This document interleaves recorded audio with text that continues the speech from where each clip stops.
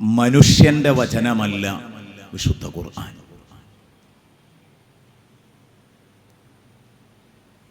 പടച്ച റബ്ബിന്റെ അർത്ഥവത്തായ വചനങ്ങളാണ് വിശുദ്ധ ഖുർആൻ എന്ന് നമുക്കെല്ലാവർക്കും അറിയാവുന്ന ഒരു അടിസ്ഥാന തത്വമാണ്. അതുകൊണ്ട് തന്നെ വിശുദ്ധ ഖുർആൻ അതിൻ്റെ അഭിസംബോധനകളും പ്രഖ്യാപനങ്ങളുമൊക്കെ കാലങ്ങൾക്ക് അപ്പുറത്തായിരിക്കും.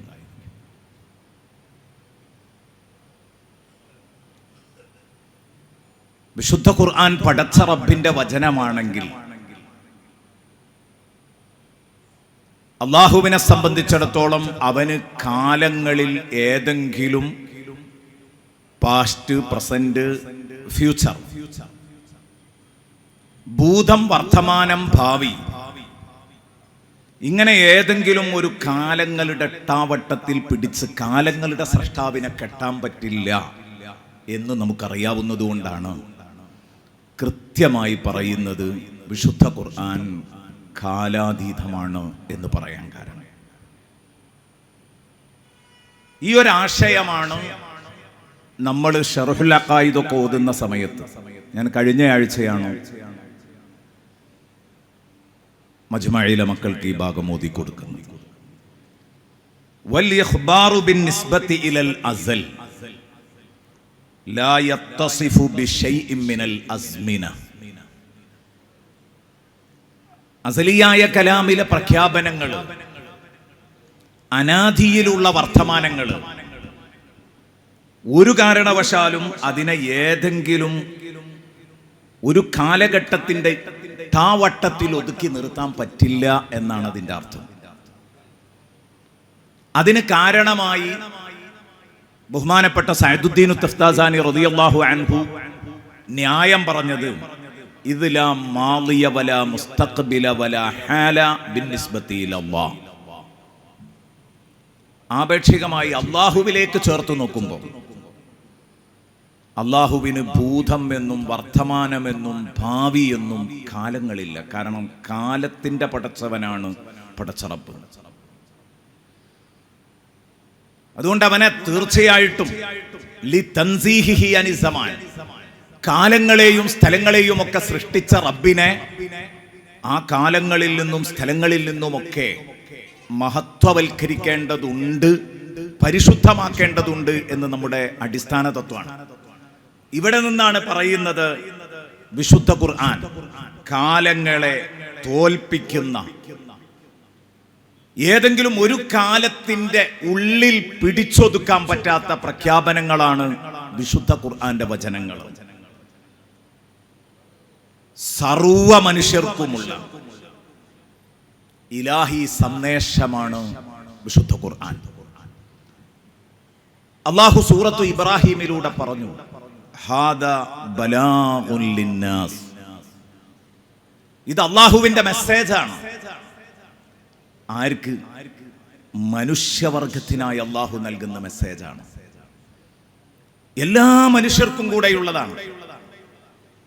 ഏതെങ്കിലും ഒരു കാലഘട്ടത്തിലുള്ളവർക്കുള്ളതല്ല ഇത്. ഹാദാ ബലാഗുൻ ലിന്നാസ് വലിയുൻദറു ബിഹി വലിയഅലമു അന്നമാ ഹുവ ഇലാഹും വാഹിദ് വലിയദ്ദക്കറ ഉലുൽ അൽബാബ് എന്ന് സൂറത്തു ഇബ്രാഹിമിന്റെ 52-ാം വചനത്തിൽ അല്ലാഹു തആല നമ്മളെ പഠിപ്പിച്ചു. ഞാൻ അതിനാവശ്യമായ ഭാഗം മാത്രമേ ഊന്നൽ നൽകി സംസാരിച്ചിട്ടുള്ളൂ. എല്ലാ മനുഷ്യർക്കുമായുള്ള അല്ലാഹുവിന്റെ സന്ദേശമാണ്. ഇതെന്തുകൊണ്ടാണ് അനാദിയാണ് എന്ന് പറയാൻ കാരണം നമ്മൾ പറഞ്ഞു. അത് അള്ളാഹുവിന്റെ കലാമാണ്. അള്ളാഹുവിന് കാലമില്ല. അതുകൊണ്ട് അള്ളാഹുവിന്റെ കലാമിനും കാലമുണ്ടാവില്ല. എന്നാൽ അതൊന്നും കൂടെ ലോജിക്കായിട്ട് സമർത്ഥിക്കാൻ പറ്റുന്ന ഒരുപാട് ഉദാഹരണങ്ങളും വായനകളും വിശുദ്ധ ഖുർആനിലൂടെ തന്നെ നമുക്ക് നടത്താൻ പറ്റും. കാലങ്ങൾ മാറി മാറി വരും, കാഴ്ചപ്പാടുകളും മാറി മറിയും, പുതിയ സംസ്കാരങ്ങൾ രൂപം കൊള്ളും. ഒക്കെ ഇന്നത്തെ ഈ ഒരു കാലഘട്ടം വരെ നമ്മൾ ജീവിക്കുന്ന ഇന്നത്തെ ദിവസം വരെ ലോകം ഇതിന് സാക്ഷിയാണ്. തലമുറകൾ വരും പോകും, അടുത്ത തലമുറയും വരും പോകും. പക്ഷേ വിശുദ്ധ ഖുർആൻ എന്ന് പറയുന്ന അനാദിയായ കലാമ് അതെന്നും അങ്ങനെ തന്നെ തുടരും. അതിനൊരു മാറ്റവും ഉണ്ടാവില്ല. അതിന് ശർഹുൽ അഖായിദിൽ തന്നെ പറഞ്ഞ എല്ലാവർക്കും മനസ്സിലാക്കാൻ പറ്റാവുന്ന തരത്തിലുള്ള ഒരു നാടൻ ഉദാഹരണമുണ്ട്. അതെങ്ങനെയാണ് കാലത്തിന് പിടുത്തം കൊടുക്കാത്തത്? കാലത്തിൽ പലതും വരുന്നുണ്ടല്ലോ, എന്നിട്ടും അങ്ങനെ പറയാൻ പറ്റില്ല. അതൊക്കെ അതുമായി സംവദിക്കുന്ന നമ്മുടെ അവസ്ഥയാണ് ഈ മാറ്റങ്ങൾ എന്ന് പറയുന്നത്. വിശുദ്ധ ഖുർആന് മാറ്റം വരുന്നില്ല. ഒരു തൂണ്, ആ തൂണിന് ചുറ്റും കറങ്ങിക്കൊണ്ടിരിക്കുന്ന ഒരു മനുഷ്യൻ. നേരത്തെ ഇവിടെയുള്ള ഒരു തൂണ്, ഇപ്പൊ ഉദാഹരണത്തിന് ഈ കാണുന്ന പ്രസംഗപീഠം ഇതിവിടെ ഉണ്ട്. ഇതിന് ചുറ്റും കറങ്ങിക്കൊണ്ടിരിക്കുന്ന ഞാൻ ഇപ്പോൾ പ്രസംഗപീഠം എൻ്റെ മുമ്പിലാണ്.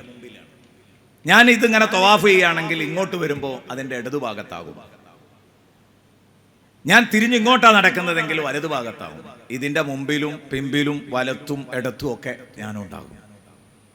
പക്ഷെ തൂണിനപ്പോഴും ഒരു മാറ്റവും ഇല്ല. അതാ നിൽക്കുന്നിടത്ത് തന്നെ ഉണ്ടാവും. സത്യത്തിൽ ഇതുമായിട്ട് ബന്ധപ്പെട്ട ആൾക്കാണ് മാറ്റങ്ങൾ വരുന്നത്. എന്നതുപോലെ അള്ളാഹുവിൻ്റെ കലാമിന് ഒരു മാറ്റവും ഇല്ല. പാസ്റ്റും പ്രസന്റും ഭാവിയും ഒക്കെ വരുമ്പോൾ അതുമായി അള്ളാഹുവിൻ്റെ കലാമ് ബന്ധിക്കുന്നു. പക്ഷേ ആ കലാമിനൊരു മാറ്റവുമില്ല. ഈ ബന്ധപ്പെടുന്നവർക്കാണ് സത്യത്തിൽ മാറ്റങ്ങൾ വരുന്നത്. ഇത് നമ്മൾ അള്ളാഹുവിൻ്റെ ഇൽമിനെ പറ്റി പഠിക്കുമ്പോഴും കലാമ് നഫ്സി അതിനെപ്പറ്റിയാണല്ലോ നമ്മുടെ ചർച്ച. കലാമ് ലഫ്ദീനെ കുറിച്ചല്ല. അത് ഈ പറഞ്ഞ വിഭാഗത്തിലല്ല പെടുന്നത് എന്ന് നമുക്കൊക്കെ അറിയാം. കലാമ് നഫ്സിയായ കലാമിനെ കുറിച്ചാണ് നമ്മുടെ സംസാരം. അത് കാലങ്ങളെ അതിജയിക്കുന്നതാണ് എന്ന കാര്യത്തിൽ ഒരു തർക്കവും ഇല്ല. ഇനി ഇങ്ങനെയുള്ള ഒരു അനാദിയായ ഗ്രന്ഥമായതുകൊണ്ടാണ് പ്രശ്നങ്ങൾ ഏതു വന്നാലും, ചെറുതാവട്ടെ വലുതാവട്ടെ, ഏത് പ്രശ്നങ്ങൾ വന്നാലും അതിനാരോഗ്യകരമായ പരിഹാരം ഈ വിശുദ്ധ ഖുർആനിലുണ്ടാവും.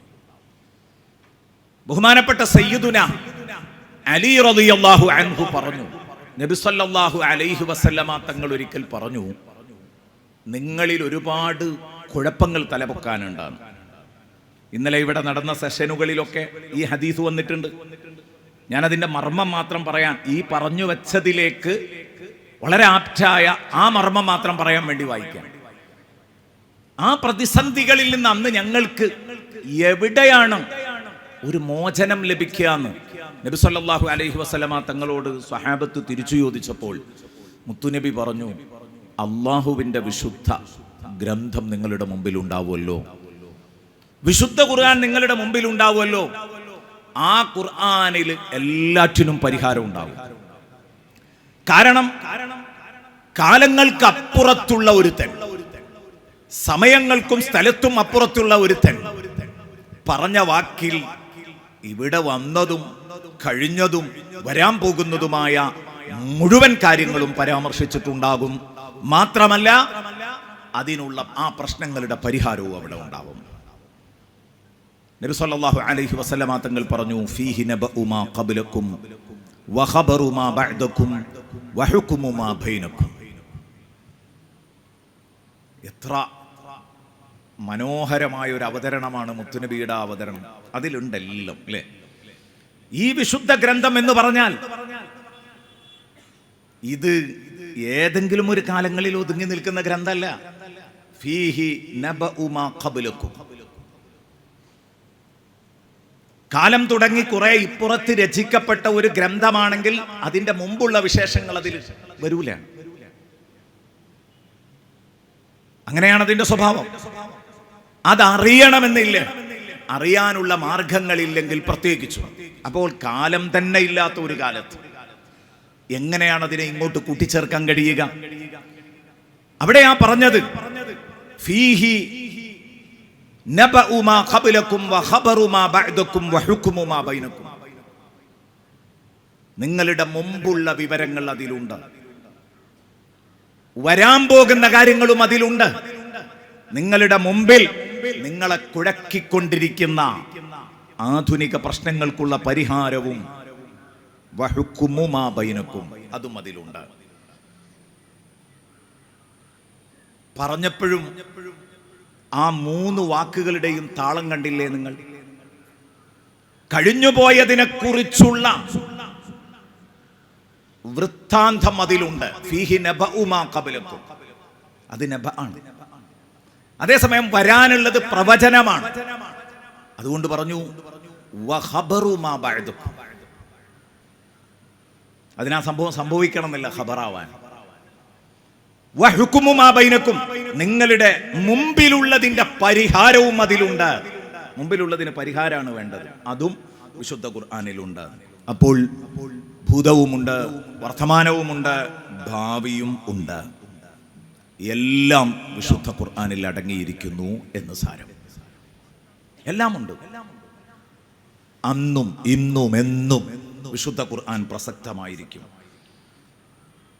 ആത്മീയത, നിയമം, സാമൂഹികത, സാമ്പത്തികം, രാഷ്ട്രീയം, ഏതെടുത്തു നോക്കിയാലും ഇത് നമ്മൾ ഇതിലെ ഓരോ നമ്പറുകളും ഇങ്ങനെ ചർച്ച ചെയ്യാൻ തുടങ്ങിയാൽ എത്ര സമയം കിട്ടിയാലും മതിയാകില്ല. പക്ഷെ ഇവിടെ മുമ്പിൽ കൃത്യമായിട്ട് സമയം ഇങ്ങനെ കാണിക്കുന്നുണ്ട്. അപ്പോൾ ആ സമയമാകുമ്പോഴേക്കും നമുക്ക് അവസാനിപ്പിക്കണം. എണ്ണിപ്പറഞ്ഞിങ്ങനെ പോകാം. എല്ലാം വിശുദ്ധ ഖുർആനിൽ ഉൾക്കൊള്ളുന്നുണ്ട് എന്നതാണ് പ്രത്യേകത. ഇതിൻ്റെ സന്ദേശങ്ങൾ എല്ലായിടത്തും ഏത് കാലത്തും പ്രസക്തമായിരിക്കുമെന്നല്ലേ പറഞ്ഞത്? അമേരിക്കയിൽ വെച്ച് വിശുദ്ധ ഖുർആന്റെ ഒരു വചനം ഓതിയാൽ, ഏതു വചനം വായിച്ചാലും ആ നാടിന്റെ പരിസരത്ത് ആ വചനം പ്രസക്തമായിരിക്കും. ബഗ്ദാദിൽ വെച്ച് വായിച്ചാലും അങ്ങനെയായിരിക്കും, ഇന്ത്യയിൽ വെച്ച് വായിച്ചാലും അങ്ങനെയായിരിക്കും. ഏത് സ്ഥലത്താണെങ്കിലും അതിന് പ്രസക്തി ഉണ്ടാകും. 6-ാം നൂറ്റാണ്ടിലേക്ക് വണ്ടി കയറുകയാണോ എന്ന് ചോദിച്ച് പരിഹസിക്കാറുണ്ട് പലപ്പോഴും പലരും. പരിശുദ്ധ ഇസ്ലാമിന്റെ ആശയങ്ങൾ പറയുമ്പോൾ അത് കാലഹരണപ്പെട്ട ആശയങ്ങളാണെന്ന് വരുത്താൻ വേണ്ടി അല്ല. 6-ാം നൂറ്റാണ്ടിലും 7-ാം നൂറ്റാണ്ടിലും വിളിച്ചു പറഞ്ഞിട്ടുള്ള ഈ പച്ച യാഥാർത്ഥ്യങ്ങൾ അത് 21-ാം നൂറ്റാണ്ടിലും പ്രസക്തമാണ്. പ്രസക്തമല്ലാത്ത ഒരു ഭാഗം പോലും, ഒരു വാക്ക് പോലും ഇതില് ഒരാൾക്കും എടുത്തു പറയാൻ കഴിയില്ല എന്നുള്ളതാണ്. വമാ ഹുവ ഇല്ലാ ദിക്റുൻ ലിൽ ആലമീൻ ഇൻ ഹുവ ഇല്ലാ ദിക്റുൻ വഖുർആനും മുബീൻ. എത്ര സ്ഥലത്തായി ഇതുപോലുള്ള ആശയങ്ങൾ പറഞ്ഞിട്ടുണ്ട്. ചുരുക്കി പറഞ്ഞാൽ വിശുദ്ധ ഖുർആൻ എന്ന് പറയുന്നത് ഒരു നിശ്ചിത കാലഘട്ടത്തിലേക്കുള്ള നിയമപുസ്തകമല്ല, മറിച്ച് സർവകാലത്തെ മനുഷ്യരെയും ഒരേ രൂപത്തിൽ അഡ്രസ് ചെയ്യുന്ന സർവകാലികമായ ഒരാഗോള പുസ്തകമുണ്ടെങ്കിൽ അത് ചൂണ്ടിക്കാണിക്കാൻ പറ്റുന്നത് വിശുദ്ധ ഖുർആൻ എന്ന ഈ ഒരൊറ്റ പുസ്തകമാണ്. ഇനി ഇത് കാലാധിവർത്തിയായ പടച്ചറബിന്റെ വചനങ്ങളാണ് എന്ന് തെളിയിക്കാൻ പറ്റുന്ന ബൗദ്ധിക തെളിവുകൾ, ദൈക്ഷണികമായ ധാരാളം തെളിവുകൾ അവതരിപ്പിച്ചിട്ടുണ്ട്. അതിലേറ്റവും ശ്രദ്ധേയമായിട്ടുള്ളത് ഇത് പടച്ചോന്റെ വാക്കാണ്, ഇതൊരു പടപ്പിന്റെ വാക്കല്ല എന്നതിന് ഏറ്റവും ശ്രദ്ധേയമായ തെളിവെന്താണെന്ന് ചോദിച്ചാൽ കാലപ്പഴക്കം കൊണ്ട് ദ്രവിക്കാത്ത അതിൻ്റെ മനോഹരമായ ഭാഷാ ശൈലിയാണ്. കാലങ്ങൾ ഒരുപാട് പിന്നിട്ടു, നൂറ്റാണ്ടുകൾ 14 നൂറ്റാണ്ടിലധികം പിന്നിട്ടു. ഇപ്പോഴും വിശുദ്ധ ഖുർആന്റെ ഭാഷയ്ക്ക് മങ്ങലേറ്റിട്ടില്ല. ഖുർആൻ ഉപയോഗിച്ച അറബി ഭാഷ ഇന്നുപയോഗിച്ചുകൊണ്ടിരിക്കുന്ന അറബി ഭാഷയിലെ അൽ-ലുഗത്തുൽ ഫുസ്ഹയാണ്. ഒരു തർക്കവുമില്ല. ഏറ്റവും മനോഹരമായ ഭാഷ. അതേസമയം മലയാള ഭാഷ, ഇംഗ്ലീഷ് ഭാഷ, ഏത് ഭാഷ എടുത്തു നോക്കിയാലും ഇപ്പൊ നമുക്ക് തിരിയുന്ന ഒരു പശ്ചാത്തലത്തിൽ നിന്ന് പറയുമ്പോൾ ഒരു 50 കൊല്ലം മുമ്പുള്ള ഒരു പത്രം നമ്മൾ എടുക്കുക. അല്ലെങ്കിൽ ഒരു 25 കൊല്ലം മുമ്പുള്ള ഒരു പത്രം, ഒരു മലയാള പത്രം എടുക്കുക. ആ മലയാള പത്രത്തിലെ വാർത്തയൊന്ന് വായിക്കാം.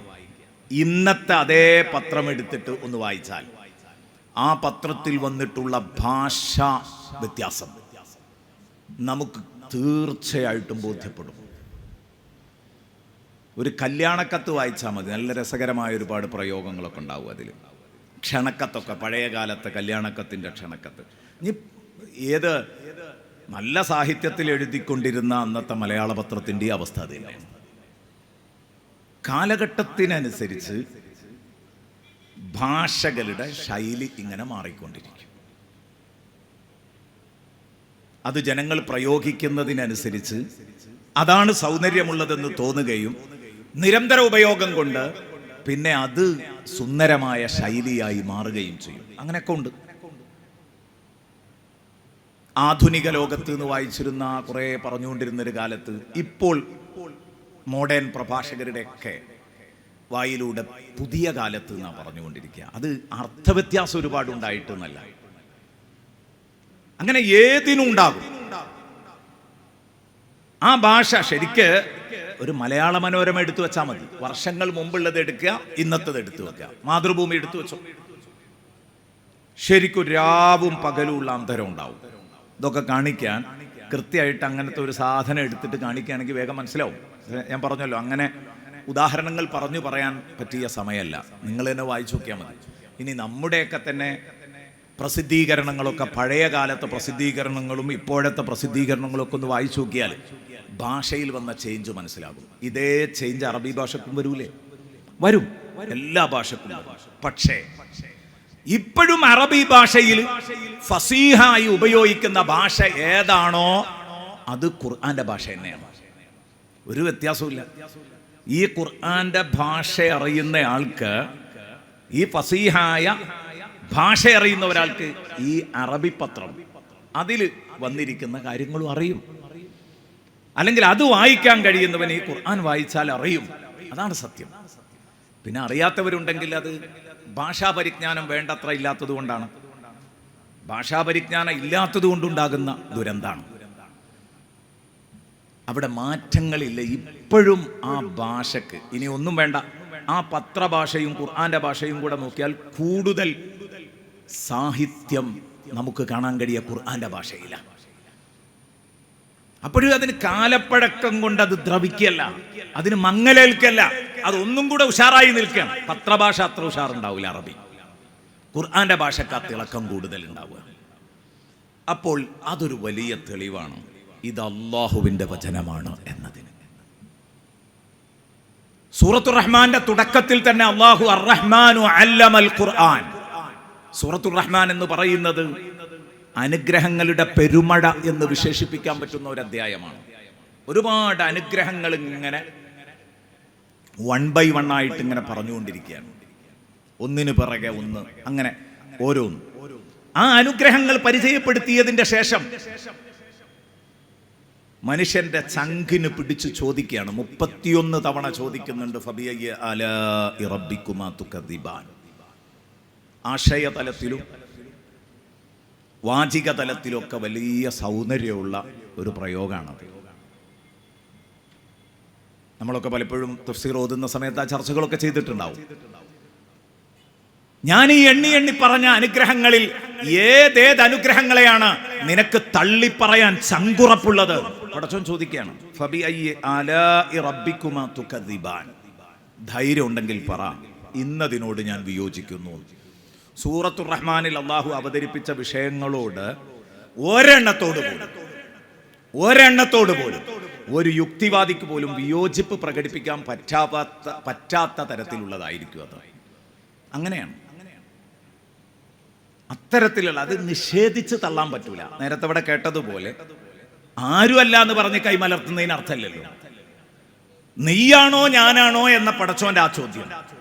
ഞാനാണെങ്കിൽ ഞാനാന്ന് പറയാം, നീയാണെങ്കിൽ നീയാന്ന് പറയാം. രണ്ടും അല്ലാത്ത ഒന്നിലേക്ക് പോവണ്ട എന്ന് പറയുന്ന ചോദ്യ ശൈലികൾ അവിടെ ഈ വായനക്കാരന് നേരെ നീട്ടുന്നത് നമുക്ക് കാണാൻ കഴിയും. ഞാൻ പറഞ്ഞു വന്നത്, പ്രിയപ്പെട്ട സുഹൃത്തുക്കളെ, ഖുർആന്റെ ഭാഷ ഇന്നും അതേ ശക്തിയിലും ചാരുതയിലും നിലനിൽക്കുന്നു. ഖുർആൻ മുന്നോട്ട് വെക്കുന്ന സത്യങ്ങൾ അത് കാലത്തിനു മീതെ നിൽക്കുന്ന ബൗദ്ധിക സത്യങ്ങളാണ്. ഒരു നിലക്കും ബുദ്ധി തള്ളിക്കളയാത്ത, അന്ധമുള്ള ഒരാള് തലയല്ല കുമ്പയടക്കം കുലുക്കി സമ്മതിക്കുന്ന പച്ച യാഥാർത്ഥ്യങ്ങളാണ് വിശുദ്ധ ഖുർആൻ പറഞ്ഞത് എന്നുള്ളതാണ്. സ്രഷ്ടാവും സൃഷ്ടിയും തമ്മിലുള്ള ബന്ധം, ഇതിനൊക്കെ ഉദാഹരണങ്ങൾ പറയാൻ പറ്റും. നീതി, സത്യം, കാരുണ്യം, ആർദ്രത, സഹതാപം, മനുഷ്യപ്പറ്റ്, സ്ത്രീ ശാക്തീകരണം, ഈ വിഷയങ്ങൾ ഏതെടുത്താലും ഉത്തരവാദിത്ത ബോധം, ഇവയൊക്കെ മനുഷ്യൻ എപ്പോഴും എവിടെയും വാചാലമായി ചോദിച്ചുകൊണ്ടിരിക്കുന്ന ചോദ്യങ്ങളാണ്. എന്നാൽ അവക്കെല്ലാം കൃത്യമായ ആരോഗ്യകരമായ ഒരു മറുപടി കണ്ടെത്താനാവുന്നുണ്ടെങ്കിൽ അത് വിശുദ്ധ ഖുർആനിലായിരിക്കും. അതൊരത്ഭുതമല്ലേ? മനുഷ്യൻ എത്ര മാറിയാലും, മാറുമെന്ന് ഞാൻ നേരത്തെ പറഞ്ഞു, അവിടെയൊന്നും ഈ മൂല്യങ്ങൾക്ക് മാറ്റം സംഭവിക്കുന്നില്ലേ? ശാസ്ത്രാനുസൃത കാലഘട്ടം അത് മാറി വരുമ്പോഴും ഖുർആനിക സത്യങ്ങൾ അങ്ങനെ തന്നെ നിലനിൽക്കുകയാണ്. നേരത്തെ ഉണർത്തിയതുപോലെ 14 നൂറ്റാണ്ട് പിന്നിട്ടിട്ടും അതിൻ്റെ ഉള്ളടക്കങ്ങൾ ഇന്നും ആധുനിക ശാസ്ത്രം ശരിവെച്ചുകൊണ്ടിരിക്കുകയാണ്. ഇത് വിശുദ്ധ ഖുർആൻ കാലാതിവർത്തിയായ റബ്ബിന്റെ വചനങ്ങളാണ് എന്നതിൻ്റെ മറ്റൊരു തെളിവാണ്. ഭ്രൂണശാസ്ത്രം വിശുദ്ധ ഖുർആൻ പറയുന്ന എല്ലാം സൂചിപ്പിച്ചു പോകാം. ഇതൊക്കെ നിങ്ങൾ പല തവണ വായിച്ചതും കേട്ടതുമാണ്. ഞാൻ ഇതിൻ്റെ തെളിവുകൾ മാത്രമാണ് പറയുന്നത്. ഇത് മാത്രം വായിച്ചിട്ട് അത്ഭുതപ്പെട്ട മൊറീസ് ബുഖായിയുടെ കഥയൊക്കെ നിങ്ങൾക്കറിയാം. ഇത് മാത്രം വായിച്ചിട്ട് അത്ഭുതപ്പെട്ടതാണ്. അതിൽ സൂറത്തുൽ മൂമിനൂനയൊക്കെ അവതരിപ്പിച്ച ആ ഭ്രൂണശാസ്ത്രത്തിന്റെ വിവിധ ഘട്ടങ്ങളെക്കുറിച്ച് അറിയാം. ഇനി ഇതും എന്നാണ് വിളിച്ചു പറയുന്നത് എന്നതിലാണ് നമുക്ക് ഏറ്റവും അത്ഭുതം. ആർത്തവരക്തം കട്ടപിടിച്ച കുട്ടിയുണ്ടാകുന്നത് എന്ന് സിദ്ധാന്തിച്ചുകൊണ്ടിരിക്കുന്ന പുതിയ സയൻസിനു മുമ്പിലാണ്, അല്ലെങ്കിൽ അന്നത്തെ കാലത്ത് പഴക്കമുള്ള സയൻസ്, അരിസ്റ്റോട്ടലിന്റെ തത്വം, ആർത്തവരക്തം കട്ടപിടിച്ച കുട്ടി ഉണ്ടാകുന്നത് പുരുഷന്റെ ബീജമല്ല കുഞ്ഞായി മാറുന്നത്. അതായിരുന്നു അന്നത്തെ ശാസ്ത്രം. ഖുർആൻ ഇറങ്ങുമ്പോഴുള്ള ശാസ്ത്രം അതാണ്. ഖുർആൻ ഇറങ്ങി 1000 കൊല്ലം വരെ ആ ശാസ്ത്രമാണ്. ഖുർആൻ ഇറങ്ങിപ്പോ 1400 ചില്ലാനും വർഷമായി എങ്കിൽ 1000 കൊല്ലം വരെ 4 നൂറ്റാണ്ടായിട്ടുള്ളൂ പ്രിയപ്പെട്ടവരെ. പുരുഷ ബീജവും ഉമ്മയുടെ അണ്ഡവും കൂടെ ചേർന്നിട്ടാണ് കുഞ്ഞുണ്ടാകുന്നത് എന്ന് കണ്ടെത്തിയിട്ട് ശാസ്ത്രം അത് സമ്മതിച്ചിട്ട് അത്രേ ആയിട്ടുള്ളൂ. ഇത് നിങ്ങൾക്ക് പരിധിയാൽ മനസ്സിലാകും. അന്നാണ് വിശുദ്ധ ഖുർആൻ ഇത് പറഞ്ഞത്. അന്ന് ഖുർആനെ മക്കാറാക്കിയവരുണ്ടാകും, പരിഹസിച്ചവരുണ്ടാകും. അന്ന് അവിടെയൊന്നും ഒരു ക്ഷീണവുമില്ലാതെ തളർച്ചയുമില്ലാതെ അതേ കാര്യങ്ങൾ തന്നെ വിളിച്ചു പറഞ്ഞുകൊണ്ടിരുന്നു. ബഹുമാനപ്പെട്ട ഇമാം റാസി റളിയല്ലാഹു അൻഹു, ബഹുമാനപ്പെട്ടവർ പറയുന്നുണ്ട്, വിശുദ്ധ ഖുർആന്റെ ആ ഒരു സന്ദേശം പുരുഷന്റെ ശുക്ലമാണ് കുഞ്ഞായി മാറുന്നത് എന്ന് പറഞ്ഞിരുന്നെങ്കിൽ നമുക്ക് അത്ഭുതപ്പെടാൻ ഒരു പക്ഷേ വകയുണ്ടെന്ന്. പക്ഷേ അതുമല്ല ഖുർആൻ പറഞ്ഞത്. അലം യകുനു തുഫതം മിൻ മനിയ്യിൻ യുംന, ഒരു തവണ സ്രവിക്കുന്ന ശുക്ലത്തിലെ ഒരു ബീജഗണമായിരുന്നില്ലേ? അവിടെയാണ് നുത്ഫത്തൻ എന്ന് പറഞ്ഞതിന്റെ പ്രസക്തി. ഒരു ബീജഗണം, ഒരു തവണ സ്ഖലിക്കുന്ന ശുക്ലം മുഴുവനും കുഞ്ഞായി മാറുന്നില്ല. അതിലെ ഒരു ബീജഗണം മാത്രമാണ് കുഞ്ഞായിട്ട് രൂപപ്പെടുന്നത്.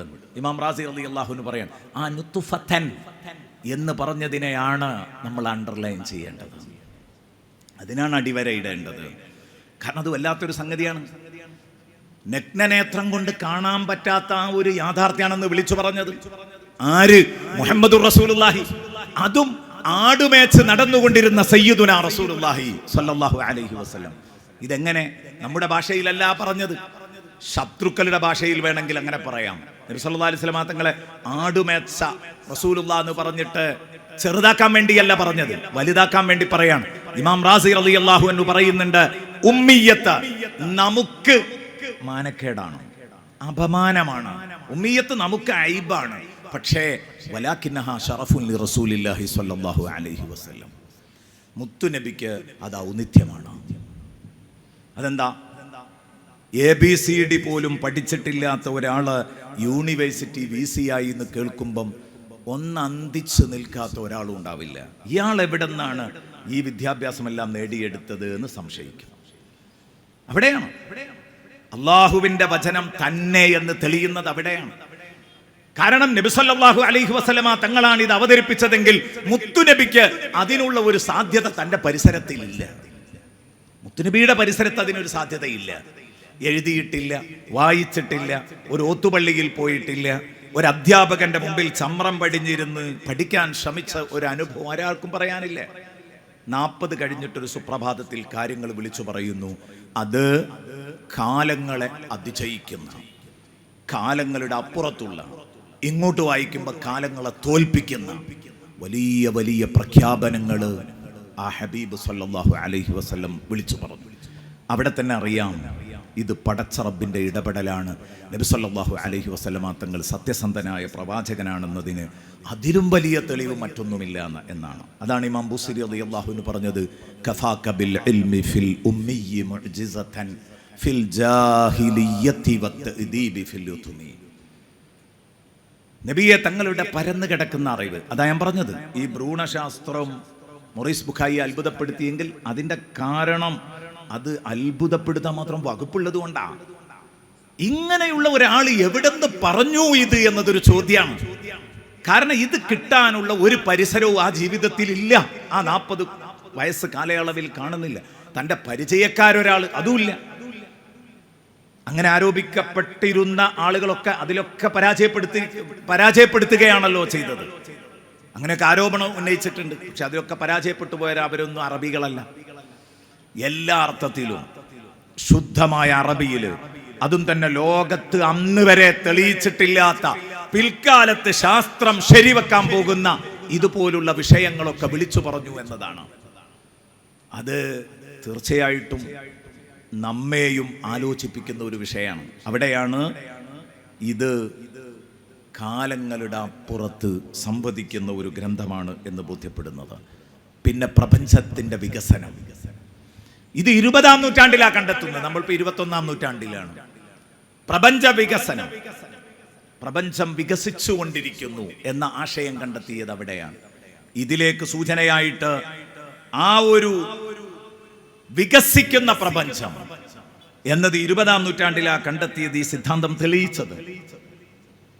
എങ്കിൽ അതന്ന് തന്നെ വിശുദ്ധ ഖുർആൻ സൂറത്തു ദാരിയാത്തിയുടെ 47-ാം വചനത്തിലൂടെ എന്ന് പറഞ്ഞ പ്രയോഗത്തിലൂടെ പറഞ്ഞു വെച്ചിട്ടുണ്ട്. പ്രപഞ്ചത്തെ നാം വികസിപ്പിച്ചുകൊണ്ടിരിക്കുന്നു എന്നുള്ളത്, വാനലോകത്തെ വികസിപ്പിച്ചുകൊണ്ടിരിക്കുന്നു എന്നതിലേക്ക് സൂചനകൾ നൽകിയിട്ടുണ്ട്. കഴിയുന്നില്ല. പ്രപഞ്ചോൽപത്തിയെക്കുറിച്ച് വിശുദ്ധ ഖുർആന്റെ പ്രയോഗം കണ്ടാൽ നമുക്ക് ബോധ്യപ്പെടും. അവിടെ പ്രപഞ്ചോൽപത്തിയെക്കുറിച്ച് പല കാഴ്ചപ്പാടുകളും ഉണ്ടെങ്കിലും ഏകദേശം ഇന്ന് മഖ്ബൂലായിട്ട് സ്വീകാര്യമായിട്ടുള്ളത് ബിഗ് ബാങ് തിയറിയാണ്. ഇത് നമ്മൾ എപ്പോഴും കേൾക്കുന്നതാണ്. അവലം യറല്ലദീന കഫറു അന്ന സമാവാതി വൽ അർദ് കാനതാ റത്ഖൻ ഫഫതഖ്നാഹുമാ. ആകാശവും ഭൂമിയും രണ്ടും ഒന്നായി ഒട്ടിപ്പിടിച്ച് കിടക്കുന്ന പിണ്ഡമായിരുന്നു. ഫഫതഖ്നാഹുമാ, അങ്ങനെ നമ്മളാണ് അതിനെ രണ്ടായി പിളർത്തിയത് എന്ന് വിശുദ്ധ ഖുർആൻ പറഞ്ഞു. അവിടെ എന്താ പ്രത്യേകത എന്ന് ചോദിച്ചാൽ, ഇപ്പൊ ഇന്ന് ഭൗതിക വിദ്യാഭ്യാസമുള്ള എല്ലാവർക്കും മഹാവിസ്ഫോടന തിയറിയെ കുറിച്ച് അറിയാം, ബിഗ് ബാങ് തിയറിയെ കുറിച്ച് അറിയാം. അങ്ങനെ ഒരു പൊട്ടിത്തെറി നടന്നു എന്നും അങ്ങനെ പ്രപഞ്ചം ഉണ്ടായി എന്നും ഒക്കെ പറഞ്ഞാൽ അതിൻ്റെ പിന്നിൽ പ്രവർത്തിച്ചവരാരാണ് എന്നവിടെ ചർച്ചയില്ല. വിശുദ്ധ ഖുർആൻ അങ്ങനെയാണ്. അതുകൊണ്ടാണ് ഞാൻ നേരത്തെ ഓതി വെച്ച സൃഷ്ടിച്ച സ്രഷ്ടാവിന്റെ നാമത്തിൽ വായിച്ചോളണം എന്ന് പറഞ്ഞത്. സ്രഷ്ടാവിന്റെ പേരിൽ വായിക്കുമ്പോഴേ വായന കൃത്യമാവുള്ളൂ. അല്ലെങ്കിൽ ബിഗ് ബാങ് തിയറി ഉണ്ട് എന്നേ കിട്ടുള്ളൂ. ശാസ്ത്രം പഠിച്ചവനെ മഹാവിസ്ഫോടന തിയറി അറിയുള്ളൂ. പക്ഷേ ഈ മഹാവിസ്ഫോടനത്തിന്റെ പിന്നിൽ പ്രവർത്തിച്ച ചാലക ശക്തി ആരാണ്, അത് അള്ളാഹു ആണ് എന്ന് അറിയണമെങ്കിൽ ബിസ്മി റബ്ബിക്കല്ലദീ ഖലഖ്, നിന്നെ സൃഷ്ടിച്ച സ്രഷ്ടാവിന്റെ നാമത്തിൽ വായിക്കണം. അപ്പോഴേ ആ അള്ളാഹുവിനെ കണ്ടെത്താൻ പറ്റുള്ളൂ എന്നല്ല. നോക്കൂ നിങ്ങൾ, വിശുദ്ധ ഖുർആൻ ഇങ്ങനെ മുന്നോട്ട് വെച്ച, ഇനി ഈ ഖുർആൻ അനാദിയാണെന്ന് തെളിയിക്കാൻ പറ്റിയ കാലാതീതമാണെന്ന് തെളിയിക്കാൻ പറ്റിയ മറ്റൊരു സംഭവം കൂടെയാണ് കേട്ടോ മനുഷ്യവചനങ്ങളൊക്കെ. ഇന്നലെയും ഇവിടെ പരാമർശിച്ചു പോയിട്ടുണ്ട്.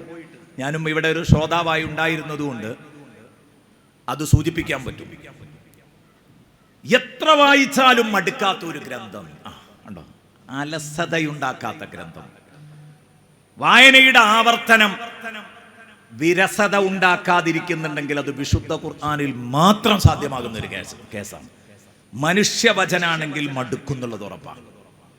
എത്ര തവണ വായിച്ചാലും മടുപ്പ് വരൂല. അതുകൊണ്ടാണ് ഇഖ്റ ബിസ്മി റബ്ബിക്കല്ലദീ ഖലഖ് എന്നതിൽ ഇഖ്റ 2 തവണ ആവർത്തിച്ചത്. ഇഖ്റ ബിസ്മി റബ്ബിക്കല്ലദീ ഖലഖ് ഖലഖൽ ഇൻസാന മിൻ അലഖ്. ഞാൻ നേരത്തെ പറഞ്ഞ ഒരു വിഷയം കൂടെ അവിടെ സൂചിപ്പിക്കട്ടെ.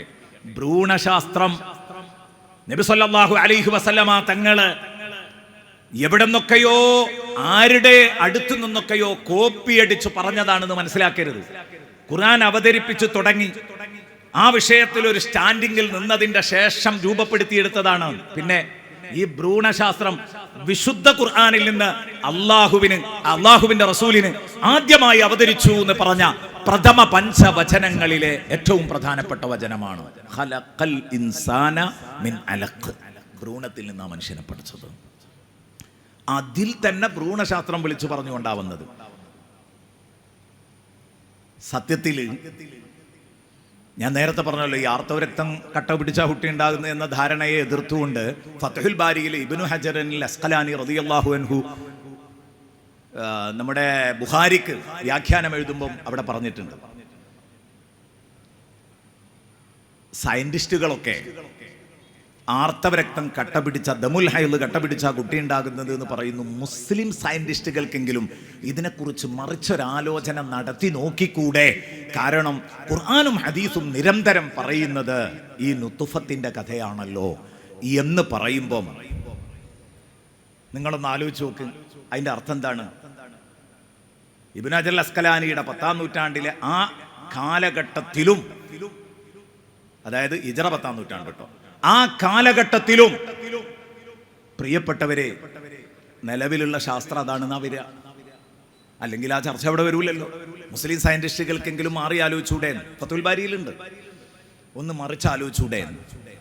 കാരണം അള്ളാഹു പറഞ്ഞു വെച്ചത് ഇതല്ലേ. ഇന്നിപ്പോ മൂക്ക് കീപ്പോട്ടായ ഏതെങ്കിലും ഒരു മനുഷ്യനെ കൊണ്ട് നിങ്ങൾക്കൊന്ന് സമ്മതിപ്പിച്ചു തരാൻ പറ്റുമോ? ഒന്ന് പറയിപ്പിച്ചു തരാൻ പറ്റുമോ? ഒരു ഡോക്ടറെ കൊണ്ട് നിങ്ങൾക്കൊന്ന് പറയിപ്പിക്കാൻ പറ്റുമോ ആർത്തവരക്തം കട്ടപിടിച്ച കുട്ടി ഉണ്ടാകുന്നത്? ഒരാളും പറയില്ല. തിരുത്തപ്പെട്ടു. അതുകൊണ്ടാണ് ഇന്നലെ ബഹുമാനപ്പെട്ട ചെറുശോല ഉസ്താദ് വിഷയം അവതരിപ്പിക്കുമ്പോൾ പറഞ്ഞത്, ശാസ്ത്രവും ഖുർആനും കൂട്ടിവെക്കുമ്പം കരുതണം. തെളിയിക്കപ്പെട്ട യാഥാർത്ഥ്യങ്ങളായെങ്കിൽ മാത്രമേ സംസാരിക്കാൻ പറ്റുള്ളൂ. ശാസ്ത്രം എന്ന് പറയുന്നത് അതത് കാലഘട്ടത്തിലെ സയന്റിസ്റ്റുകളുടെ നിഗമനങ്ങളാണ്. ആ മനുഷ്യരുടെ നിഗമനങ്ങൾ തെറ്റാവാം, ശരിയാവാം, രണ്ടും ഉണ്ടാവാം. തെറ്റാനും ശരിയാവാനും സാധ്യതയുണ്ട് നിഗമനാവുമ്പോൾ. അള്ളാഹുവിന്റെ കലാം നിഗമനല്ല, അത് തീർച്ചപ്പെടുത്തി പറഞ്ഞതാണ്. കാലങ്ങളുടെ അപ്പുറത്ത് സംവദിക്കുന്ന ഗ്രന്ഥമാണ് മനുഷ്യനോട്. അപ്പൊ അതുകൊണ്ട് കാലത്തിന്റെ അതിർവരമ്പുകളൊക്കെ അവിടെ ലംഘിക്കപ്പെട്ടിട്ടുണ്ട്. അതുകൊണ്ട് അത് തീർച്ചപ്പെടുത്തിയ ശബ്ദ അത് മാറൂല. അപ്പൊ നമ്മൾ വളരെ ശ്രദ്ധിക്കണം. മാറൂല എന്നുള്ളതേ ഉറപ്പിച്ച് പറയാവൂ. അല്ലെങ്കിൽ നമുക്ക് മനസ്സിലാകുന്നത് ഇങ്ങനെയാണെന്ന് വേണമെങ്കിൽ പറയാം. അത്രേ പറയാൻ പറ്റുള്ളൂ. കാലിനൊപ്പിച്ച് ചെരുപ്പ് മുറിക്കണം, ചെരുപ്പിനൊപ്പിച്ച് കാല് മുറിക്കരുത് പഴയ കാലത്തെ നമ്മുടെ ഉസ്താദുമാര് പറയുന്നതാണ്. അപ്പൊ ഞാൻ പറഞ്ഞു വന്നത് എന്തേ? ഇഖ്റ എന്നതിൽ 2 വട്ടം ഇഖ്റ എന്ന് പറഞ്ഞു. ഇഖ്റ ബിസ്മി റബ്ബിക്കല്ലദീ ഖലഖ് ഖലഖൽ ഇൻസാന മിൻ അലഖ് ഇഖ്റ. കാരണം വീണ്ടും വീണ്ടും വായിക്കാനുള്ള അഭ്യർത്ഥനയാണ്. 2 തവണ എത്രയും ആവർത്തിക്കാനുള്ള അഭ്യർത്ഥനയായി വിശുദ്ധ ഖുർആനിൽ പലപ്പോഴും വന്നിട്ടുണ്ട്. ഫർജിഇൽ ബസറ കറതൈനി, അല്ലേ? 2 തവണ ആവർത്തിക്കാൻ പറഞ്ഞാൽ 2 വട്ടം നോക്കിയിട്ട് നിർത്താനല്ല. വാന നിരീക്ഷണം നിങ്ങൾക്കാകാവുന്നത്ര നടത്തിക്കോളൂ. അള്ളാഹുവിന്റെ വാന സൃഷ്ടിപ്പില് നിങ്ങൾക്ക് എവിടെയും ഒരു കുഴപ്പവും ഒരു ന്യൂനതയും ചൂണ്ടിക്കാണിക്കാൻ കഴിയൂല എന്നാണ് സൂറത്തുൽ മുൽക്കിൽ പറഞ്ഞത്. അല്ല 2 വട്ടം നോക്കി നിർത്തുക എന്നല്ല. മുഫസ്സിരീങ്ങൾ അങ്ങനെയാ പറഞ്ഞത്.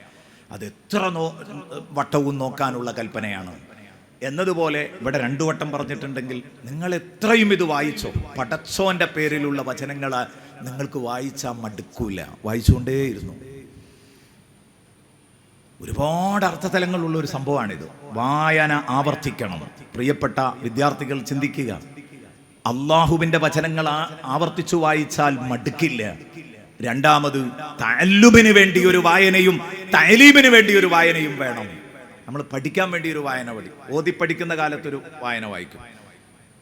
എന്നാൽ പഠിക്കാൻ വേണ്ടി വായിക്കും പോലെ പഠിപ്പിക്കാൻ വേണ്ടിയുള്ള വായന മുതാല, അതിനും കൂടെ പ്രോത്സാഹിപ്പിക്കുകയാണ്. ഇഖ്റഉ വറബ്ബുക്കൽ അക്രം 2 തവണ പറഞ്ഞത്. അപ്പൊ മുതാല ചെയ്തിട്ടേ ക്ലാസ് എടുക്കാവൂ എന്ന് പോലും അതിൽ സൂചനയുണ്ട്.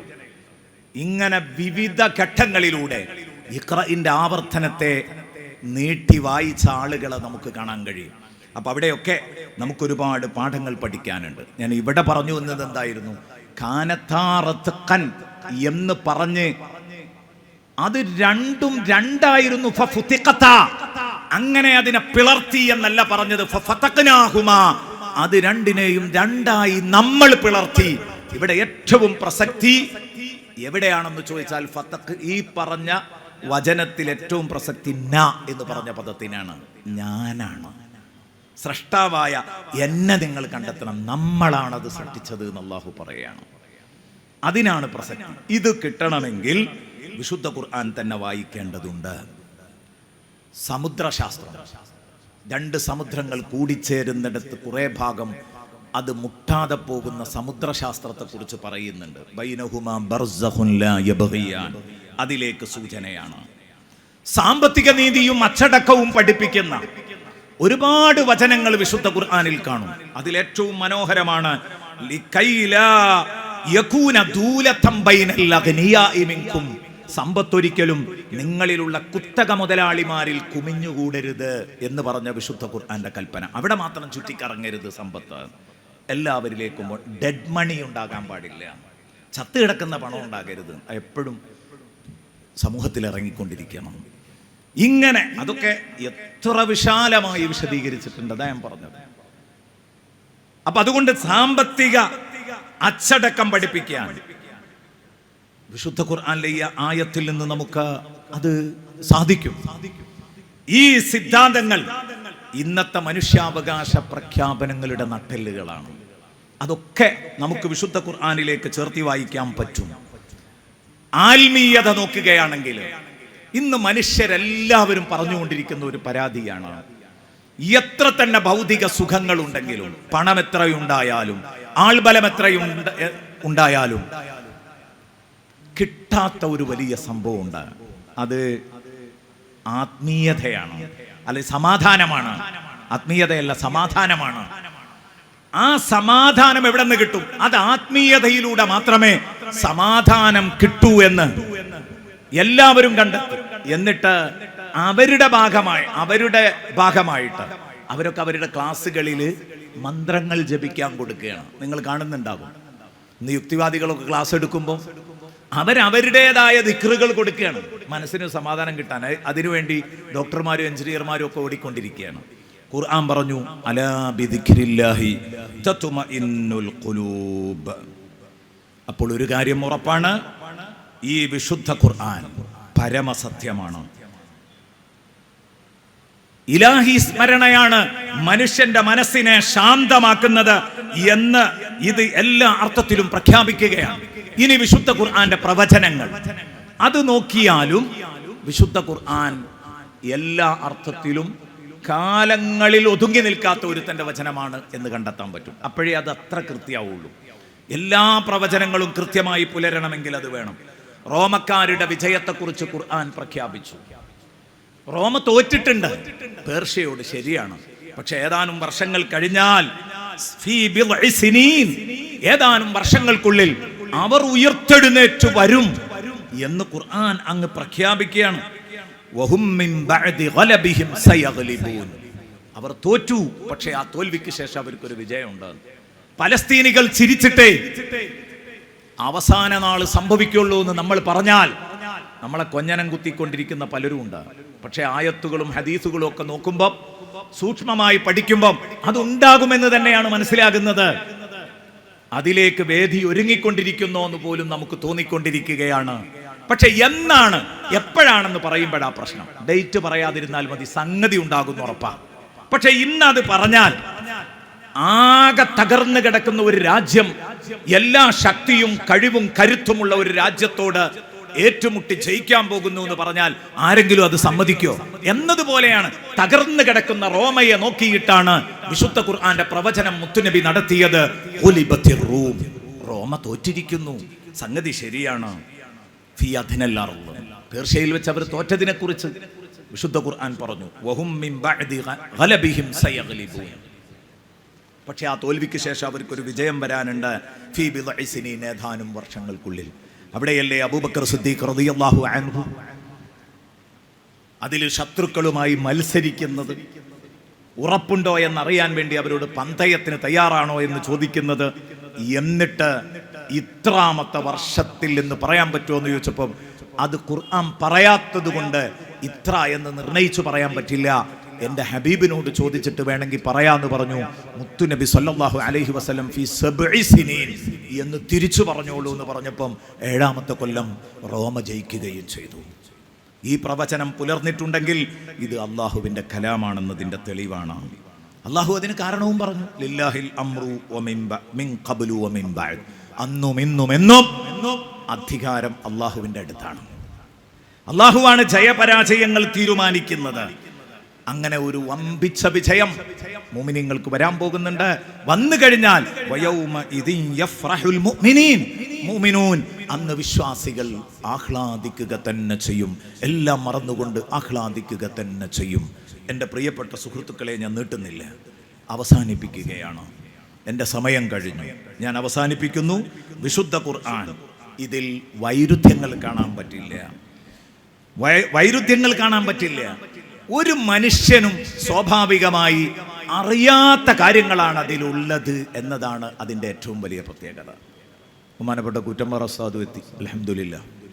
പ്രിയപ്പെട്ടവരെ, അതുകൊണ്ട് ആ കാലത്തൊരിക്കലും അറിഞ്ഞിരിക്കാൻ സാധ്യതയില്ലാത്ത വിഷയങ്ങളെ തലനാരിഴ കീറി ചർച്ച ചെയ്തു എന്നത് വലിയൊരു അത്ഭുതം തന്നെയാണ്.